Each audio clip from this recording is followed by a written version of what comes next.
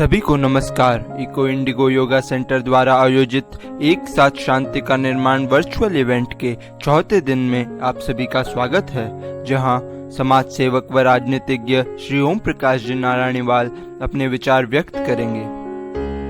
आइए शुरू करते हैं हार्टफुलनेस गाइडेड रिलैक्सेशन से।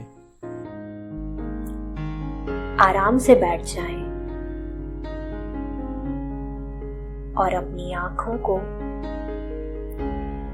बेहद हल्के से और कोमलता से बंद कर लें।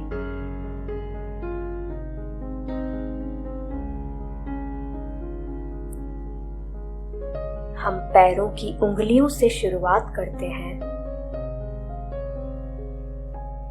अपने पैरों की उंगलियों को थोड़ा सा हिलाएं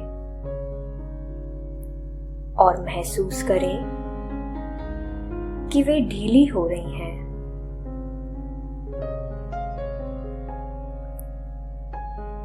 अपने टखनों को और पैरों को ढीला होता हुआ महसूस करें।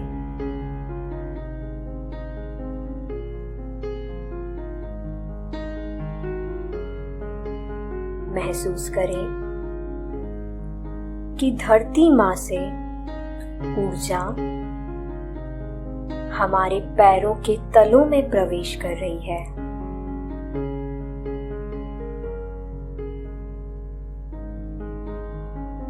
यह ऊर्जा पैरों से होकर घुटनों की ओर बढ़ रही है।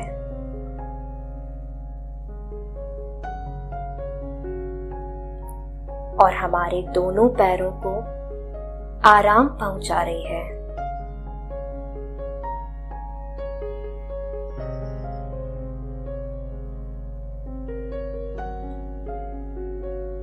अब अपने पैरों के ऊपरी भाग को ढीला छोड़ दें।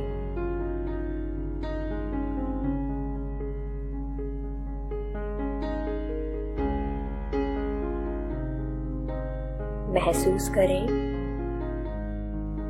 कि हमारे बैठने का स्थान कमर और पेट रिलैक्स हो रहे हैं।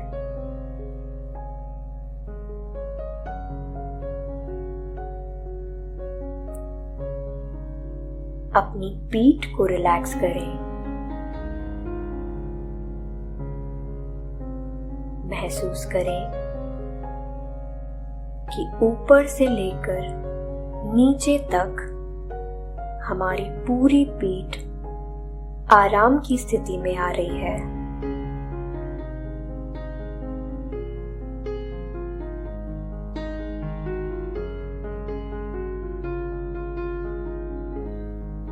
अब अपने शरीर के ऊपरी हिस्से को और कंधों को शिथिल करें।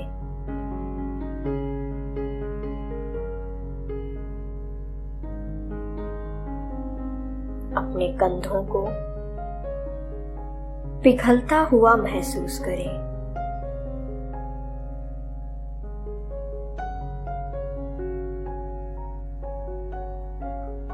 अब अपनी बाहों के ऊपरी भाग को ढीला छोड़ दें।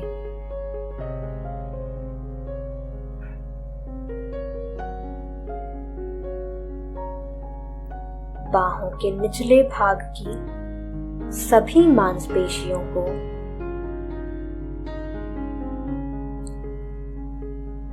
हथेली को और उंगलियों को रिलैक्स होने दें।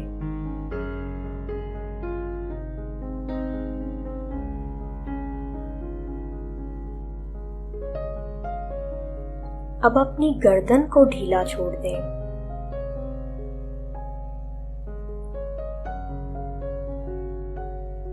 अपना ध्यान चेहरे की ओर ले आएं।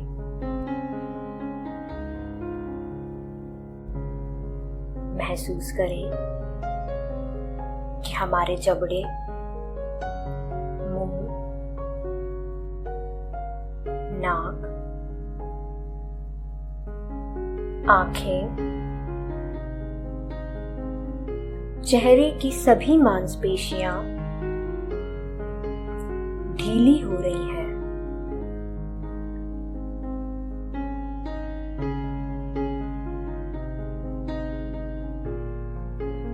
अपना माथा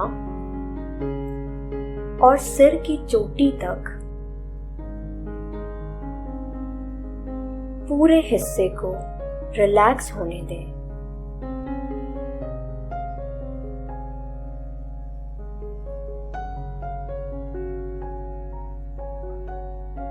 महसूस करें कि आपका पूरा शरीर पूरी तरह रिलैक्स हो चुका है।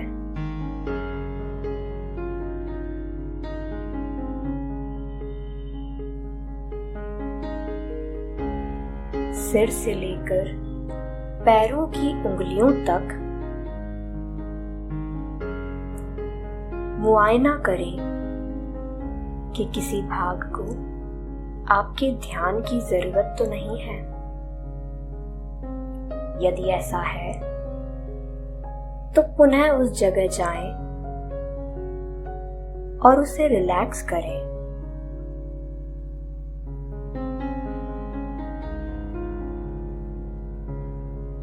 अब अपना ध्यान अपने हृदय की ओर ले आएं। कुछ देर वहीं बने रहें।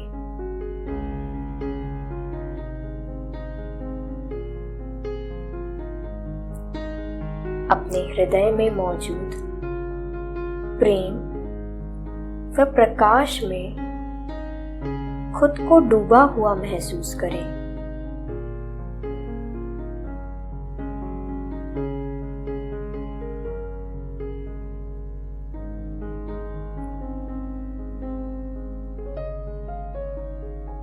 इसी तरह शांत बने रहें और धीरे धीरे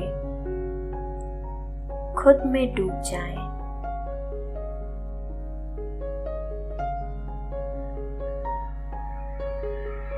जब तक आपको यह ना लगने लगे कि आप बाहर आने के लिए तैयार हैं, तब तक इसी में डूबे रहें।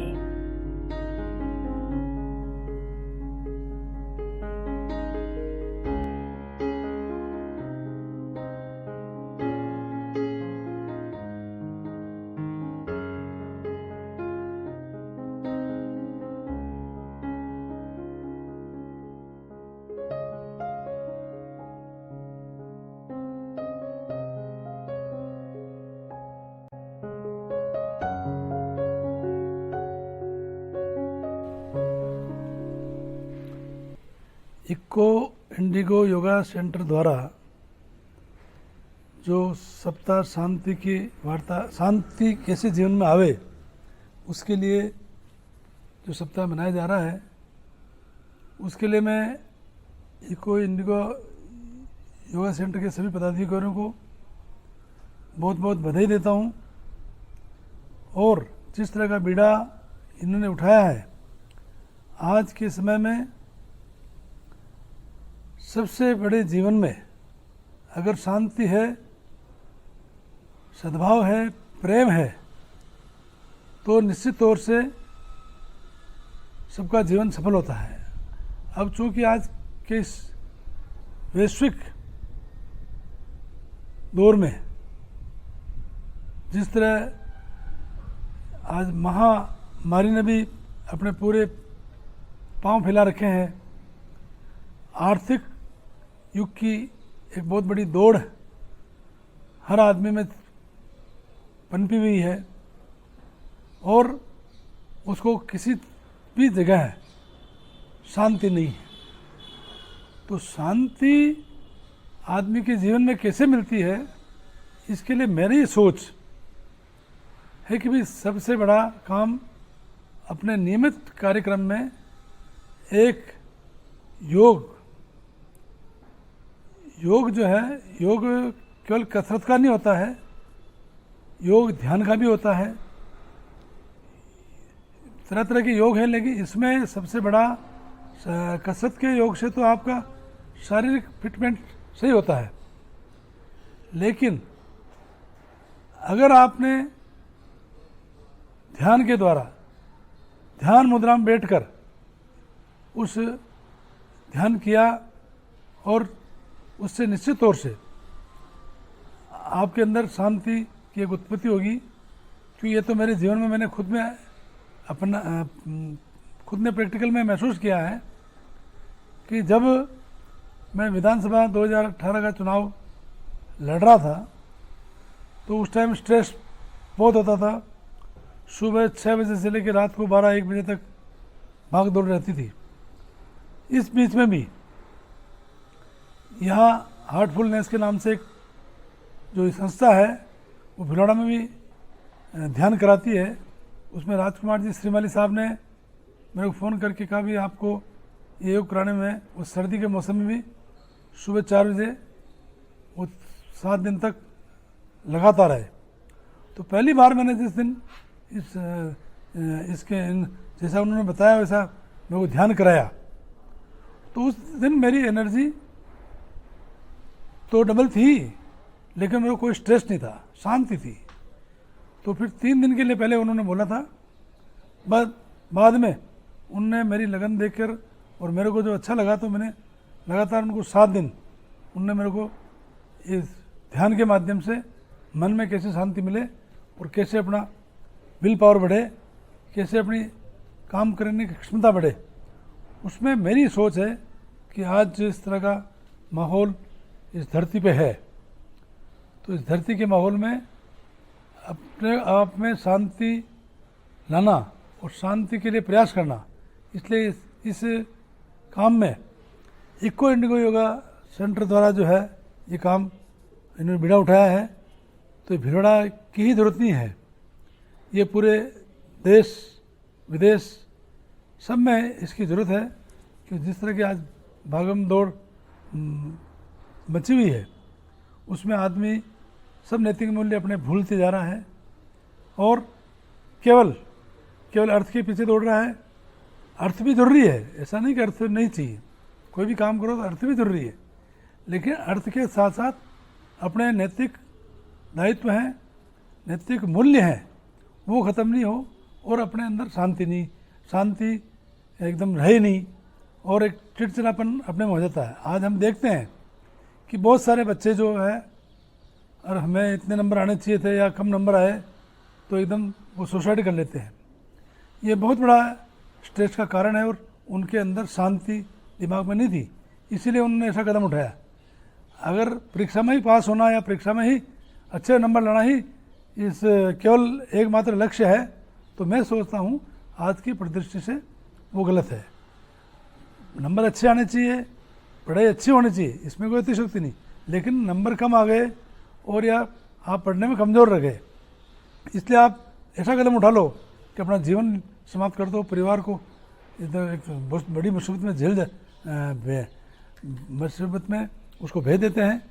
तो ये केवल ये कारण है कि उनमें शांति की कमी थी और शांति उनके अंदर नहीं थी, इसीलिए ये कार्यक्रम, ऐसी घटनाएं आए दिन हम पढ़ते हैं, सुनते हैं। तो मेरा तो ये निवेदन है कि आज के युग में जिस तरह हमारे शास्त्रों ने बताया है कि हमें धर्म अर्थ काम क्रोध काम और मोक्ष के नाम जो है हम जानते हैं, हर काम में धैर्य की ज़रूरत है और कोई भी काम बिना अर्थ के नहीं होता है, लेकिन हम जो है केवल अर्थ के पीछे पढ़कर अपने सब दूसरे दायित्व तो भूल रहे हैं।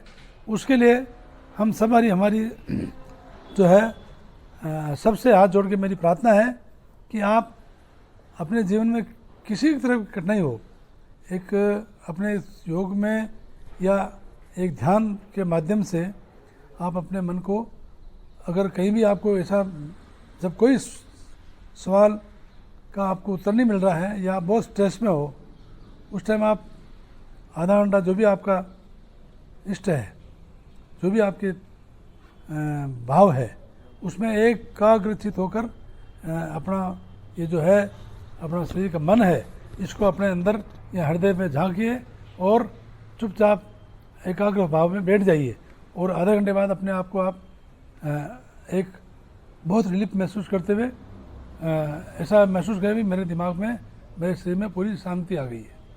तो ये मेरा विशेषकर निवेदन है। अब जब तक शांति अगर अपने शरीर में होगी तो शरीर डबल कैपेसिटी से काम करेगा, शक्ति भी आप में और ज़्यादा बढ़ेगी। जैसा मैंने बताया है कि मैंने चुनाव में देखा है, मैंने खुद ने उसको महसूस किया है कि मेरे दिमाग में जब शांति आई तो मेरी विल पावर बढ़ी और मैं दिन में ज़्यादा और भाग दौड़ करके 50-60 किलोमीटर रोज़ पैदल चलना और रोज़ घूमना देखा, ये मैंने खुद ने अपने आप में महसूस किया है। और अपने जीवन का जो मूल्य है, भगवान ने अपने को यहाँ इस धरती पे भेजा है और केवल ऐसा नहीं कि हम पैदा हो गए, पढ़ लिख गए और हमारे काम के लिए हम कर गए या हमारे माता पिता के लिए कुछ कर गए, भाई बहनों के लिए कर गए। इस देश के लिए हम क्या कर सकते हैं और देश में हम क्या जो हम अच्छा भी हम पैदा हुए हैं वहाँ की लोकेलिटी मिली कि हम क्या कर सकते हैं, उसके लिए हम सबको प्रयास करना चाहिए। और एक अपना जीवन का जो है एम होना चाहिए कि मेरे को इसके साथ ये काम और अलग से सेवा के लिए करना है, चाहे इसमें किसी तरह की सेवा हो, लेकिन एक जीवन का मूल्य समझते हुए अपने को ये काम करना चाहिए।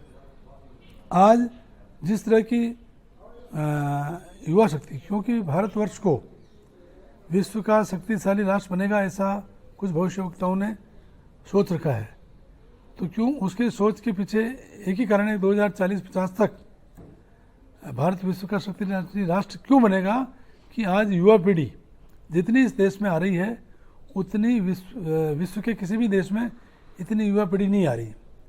इस युवा पीढ़ी को हमारी जो हम चाहे किसी भी सेक्टर में काम कर रहे हो, चाहे गुरुजन हो, चाहे नेता हो, चाहे समाज सेवी हो, चाहे कोई एनजीओ चलाते हो, जिस तरह भी, चाहे हमारे धर्मगुरु हो, चाहे जो भी हो, उन सबको हमारा प्रयास होना चाहिए कि हम इस युवा पीढ़ी को सही शिक्षा, सही संस्कार और सही मार्गदर्शन देकर अगर इनको आगे बढ़ाएंगे तो उनके जीवन में शांति भी आएगी और जैसा भविष्यवक्ताओं ने सोचा है विश्व का शक्तिशाली राष्ट्र भारत बनेगा, वो एक ही कारण है कि अपनी युवा पीढ़ी को हम अच्छी तरह से उसको सही दिशा में डाल दें। आज युवा शक्ति है या पीढ़ी है, उसमें इतनी कंपटीशन है। मेरे को अच्छी तरह से याद है कि हमारे टाइम पे तो अगर कोई 75% नंबर किसी सब्जेक्ट में लाता था, हर सब्जेक्ट में नहीं आते थे, किसी सब्जेक्ट में अगर 75% नंबर आ गए तो उसको आगे डी लिखते थे, डिस्टिंक्शन मार्क्स। तो उसको गांव में भी इज्जत होती थी, समाज में भी इज्जत होती थी, परिवार में इज्जत होती थी, परिवार ये इतने सब्जेक्ट में डिस्टिंक्शन मार्क्स आया। आज के इस भागम दौड़ में जो है 99% भी आज कम पढ़ रहे हैं। तो इस पढ़ाई के साथ साथ हम इस युवा शक्ति को जो है सही मार्गदर्शन, सही संस्कार और सही शिक्षा के लिए प्रेरित करें और उसके साथ साथ इनको हम हमारे जीवन में शांति कैसे बनी रहे उसके लिए भी हम इनको जागृत करते रहें। साथ ही मेरा सोच है कि हम अपने जीवन में जो शांति कैसे ला सकते हैं, जो मैंने पहले ही बताया है, वापस पुनः बताता हूँ। बिना योग का मतलब केवल कसरत और लोम विलोम या अपना कपालभाति जो तरह भी क्रियाएँ हैं, केवल अकेला है वो योग नहीं है। वो योग है, वो आपकी शारीरिक फिट सही रखेगा, आपको कोई बीमारी में मदद मिलेगी, बीमार नहीं होंगे। लेकिन बिना ध्यान के आप अपने जीवन में शांति प्राप्त नहीं कर सकते हो।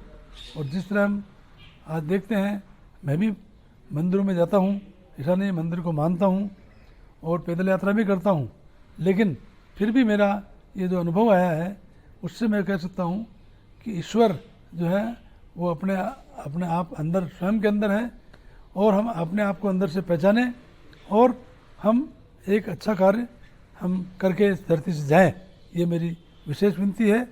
और विशेषकर युवा पीढ़ी की ज़्यादा जिम्मेदारी है, क्योंकि पहले हमारे जो फोर फादर थे या ग्रैंड फादर है या फादर है या हमारी उम्र है, तो जो भी 60 साल या 55 साल के ऊपर लोग हैं उनकी उम्र निकल चुकी है, लेकिन अब जो 18-20 साल से लेकर ये 40 साल के युवा आ रहे हैं और जिस तादाद में आ रहे हैं, उनकी बेसिक ड्यूटी है कि हमारे जो पूर्वजों ने जो भी बनाया है, जो सिखाया है, हम अपने जीवन में उतारें। हम अपना जीवन तो सफल करें ही, लेकिन इस धरती पर पैदा हुए हैं, इस धरती का ऋण हम चुका के जाएं। ऐसा तभी संभव है कि आप जैसा इतिहास जो बढ़ाते हैं, मेरी सोच है होली, दीपावली, रक्षाबंधन, जितने त्यौहार हैं वो इसीलिए हम हर साल मनाते हैं कि जो पैदा हुआ है आज लड़का, वो 5 साल बाद 7 साल बाद समझता है कि होली क्या होती है, दीपावली क्या होती है। अगर ये त्यौहार नहीं मनाए जाते तो शायद हमारी पीढ़ी को तो ये दिवाली होली का कोई मतलब ही समझ नहीं आता। उसी तरह जब हम हर वर्ष अपने त्यौहार मनाते हैं, और त्यौहार मनाने के पीछे एक लॉजिक है कि त्यौहार तो है ही, लेकिन इस युवा पीढ़ी को याद रहे और वो समझ पड़े। हमारे जो पूर्वज थे उन्होंने चारों मौसम के हिसाब से जो ये सब त्यौहार और जो भी कुछ चीज़ें बनाई है वो सब साइंटिफिक थी। चाहे मिट्टी के बर्तन में पानी भरना हो, चाहे मिट्टी के बर्तन चूल्हे पे खाना बनाना हो, हर चीज़ में साइंटिफिक रीज़न था। आज चूँकि अब हर चीज़ बदल गई है और अब साइंटिफिक रीज़न नहीं होकर अब एक तरह से दिखावा इतना ज़बरदस्त बढ़ गया है, उससे जो है आज इस नई पीढ़ी का भी नुकसान हो रहा है और हम धरती का भी नुकसान कर रहे हैं।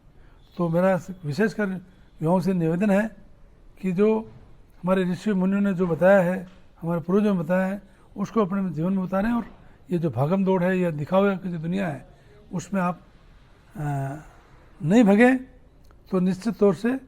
और जो कोई इंडिगो जो योगा सेंटर है जिन्होंने ये बीड़ा उठाया है, मैं तो हर बार उनको ये मेरे मन के विचार हैं कि उन बच्चों का जिन्होंने इस कल्पना सोची है और जो आज ये हमारा भी इंटरव्यू ले रहे हैं, तो निश्चित तौर से एक युवा पीढ़ी के लिए और आम आदमी के लिए एक संदेश है कि हम जीवन में अगर आगे बढ़ना है तो हम शांति हमारे जीवन में कैसे आए उसके लिए हमें कार्य करना चाहिए। लोकतंत्र में अगर हर नेता ये सोच ले और जनता सोच ले कि जो सरकार नियम बनाए उस हम नियमों की पालना करें, और जो भी जनप्रतिनिधि है, मैं भी जनप्रतिनिधि हूँ, हमारी सबकी मौलिक ड्यूटी है कि हम इस लोकतंत्र की रक्षा करें और आने वाली नई पीढ़ी को हम अच्छा संदेश दें। आज जिस तरह का जो माहौल टीवी और मोबाइल पे जो चल रहा है उससे युवा पीढ़ी और नन्ही पौध तो ख़त्म होती जा रही है। और जो जब ये मोबाइल इंडिया में आया था, मेरे को ध्यान है अच्छी तरह से, सुनने के पैसे लगते थे। अब आज हर चीज़ फ्री हो गई, नेट फ्री, इंटरनेट फ्री, बात फ्री। तो चाहे छोटे छोटे गांव में चले जाओ, हम तो पैदल जब यात्रा करते थे तो बकरी चलाने वाला आदमी मोबाइल पे बात कर रहा है। मतलब मैंने सोचा भी अभी आदमी इन ज़िंदगी में करेंगे क्या। और आज हम तो बहुत सारे घरों में देखते हैं कि छोटे बच्चे को जो 2-3 साल का बच्चा है, अब उसको माँ को अगर दूध पिलाना है या उसको ब्रेकफास्ट कराना है तो उसको पहले उस मोबाइल को चलाना पड़ता है और उसको कुछ खाना लगाकर या कुछ लगाकर उसे दिखाते तब वो दूध पीता है। तो ये मोबाइल और ये जो टीवी पे जो है ये बहुत हमारी युवा पीढ़ी के लिए भी घातक है। और जिस तरह टीवी में जो ये जो सीरियल दिखाए जाते हैं, चाहे सनसनी हो, चाहे इस तरह के जो अपनी एक युवा पीढ़ी में वो देखकर वो क्राइम के लिए उनको और एक घर बैठे जो है एक दिमाग मिल रहा है। इसलिए मैं तो चाहे केंद्र सरकार हो, चाहे भारत राज्य सरकार हो, जो भी NGO हैं, जो जितने भी जनप्रतिनिधि हैं जो इसमें लगे हुए हैं काम में, उन सब से विनती है कि ऐसे धारावाहिक नहीं बताएं जिससे हमारी पीढ़ी खत्म हो रही है और उसमें एक अशांति का वातावरण हो रहा है। तो ये बहुत बड़ा कारण है कि जो ये युग चल रहा है उसमें हमारे धर्म ग्रंथों ने बताया हो, चाहे हमारे ऋषि मुनियों ने बताया हो, चाहे हमारे पूर्वजों ने बताया हो, उस पर हम चलकर हम इस लोकतंत्र को भी बचावें और एक युवा पीढ़ी के लिए हम अच्छा कार्य करें। और कैसे, जैसा मेरा सोच है, हर एक में शांति के निर्माण में हर आदमी भागीदार बन सकता है। ऐसा नहीं कि भाई इको फ्रेंडली संस्था काम कर रही है या योगा सेंटर जो काम कर रहा है वही शांति के लिए प्रयास करे। हम हमारी खुद में स्वयं में ये ताकत है कि हम अपनी शांति, अपने अंदर जो शांति है उसको हम कैसे डेवलप करें। और उसके लिए हम जैसा मैंने बताया कि आप योग के साथ ध्यान कीजिए और ध्यान से बहुत बड़ा आपको एक मैसेज आपको अंदर अपने आप में एक शांति महसूस होगी। तो इसलिए मेरा पुनः निवेदन है कि हर आदमी इसमें भागीदार बन सकता है और बनना चाहिए। आज जिस तरह जो पूरी सोसाइटी है, जो वातावरण जो गंदा हुआ है, आज हम जो है पश्चिमी पाश्चात्य संस्कृति की तरफ बढ़ रहे हैं और जिस तरह जितना प्रोडक्शन नहीं है उससे ज़्यादा खपत है, तो खपत कहाँ से आ रही है? या तो नकली माल मिल रहा है या डुप्लीकेट या उसमें कोई मिलावट करके वो हम जो धरती के हम जो आम आदमी उसको अपने जीवन में उतार रहे हैं। ये आने वाले समय के लिए और ख़तरनाक है। हमारी तो मेरा तो युवा पीढ़ी से विशेषकर और अनुरोध है कि जो इको फ्रेंडली संस्थानें जो इनका योग है और ये जो काम कर रहे हैं शांति के लिए, उसमें आप सब लोग से विनती है कि आप इसमें जुड़कर अपने आप को खुद को सुधारें और लोगों को सुधारें। तो निश्चित तौर से अगर आपके अंदर एक बार शांति आ गई तो आप मिलावट भी नहीं करोगे।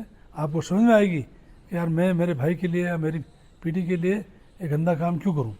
और जैसा अभी कोरोना काल चल रहा था और जिस तरह इन्होंने कोरोना काल ने लॉकडाउन के अंदर हम सबको जीवन जीने का एक तरीका सिखा दिया था कि जीवन में बहुत बड़ी ज़्यादा आवश्यकताएं नहीं है।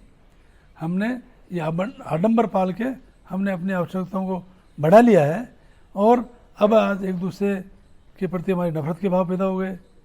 हम एक दूसरे से देखना नहीं चाहते हैं और इस तरह का एक सोसाइटी में एक कल्चर डेवलप हो गया है। तो इस कोरोना महामारी ने भी इसमें दिखाया है कि हम बहुत अच्छे तरीके से जीवन जी सकते हैं और बहुत सिंपल तरीके से, बहुत ज़्यादा भाग दौड़ की ज़्यादा जरूरत नहीं। और अपने आप में बहुत बड़ा काम इसने भगवान ने, ये महामारी तो है ही लेकिन संदेश भी दिया है इस महामारी के माध्यम से कि भाई आप लोग जो है स्वयं अपनी इच्छाओं को कम करो और अपनी जो आवश्यकताएं हैं उनको अगर आप सीमित रखोगे तो निश्चित तौर में आपके जीवन में शांति आएगी।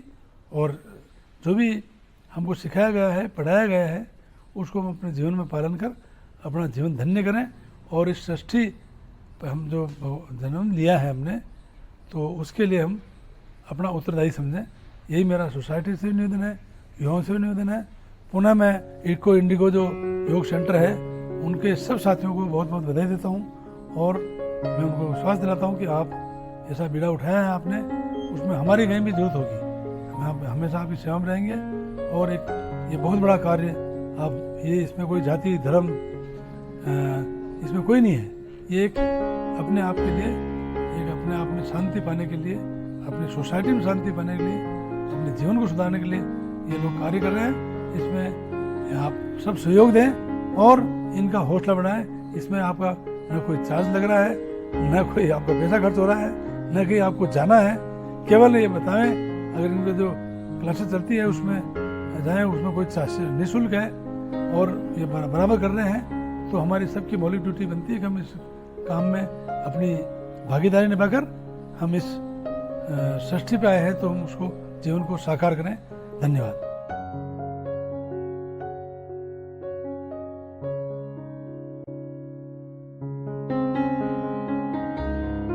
हमें विश्वास है आज हम सब ने जरूर कुछ सीखा होगा।